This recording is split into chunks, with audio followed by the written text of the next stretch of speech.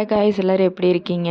பார்த்தீங்கன்னா நான் தயிர் சாப்பாடு செஞ்சேன். அதுதான் இன்றைக்கி வீடியோவாக போட போகிறேன் கைஸ். என்னால் தயிர் சாப்பாடு இவ்வளோ டேஸ்ட்டாக செய்ய முடியுமான்னு தெரியல. ஃபஸ்ட் டைம் ப்ரொமோகிரேட்லாம் போட்டு ட்ரை பண்ணி பார்த்தேன். உண்மையிலேயே சூப்பராக இருந்துச்சு கைஸ். காலையில் எப்பவும் போல் கேரட் பீட்ரூட் ஜூஸோடு ஸ்டார்ட் பண்ணிட்டேன்.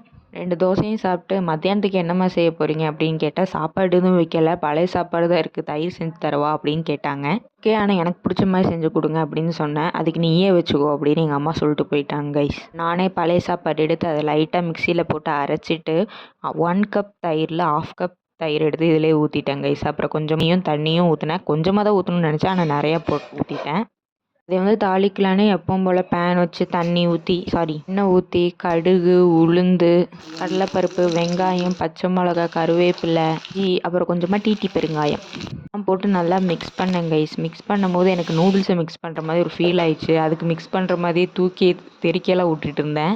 அப்புறம் எங்கள் அம்மா பார்த்து, நீ ஒன்றும் நூடுல்ஸ் செய்யலை, நல்ல சூடான எண்ணெயில் வறுத்துட்ருக்க எல்லாத்தையும் அப்படின்னு எங்கள் அம்மா சொன்னாங்க கைஸ். அப்புறம் தான் நார்மல் மூடுக்கு வந்துட்டு அதை அப்படியே கொண்டு வந்து தயிர் சாப்பாடில் போட்டுட்டு மேலே கொஞ்சம் பொமோகிரானட்டை போட்டு நல்லா மிக்ஸ் பண்ணி ஒரு வாய் எடுத்து வச்சேன் கைஸ். சொர்க்கம் தான் கைஸ், அவ்வளோ டேஸ்ட்டாக இருந்துச்சு.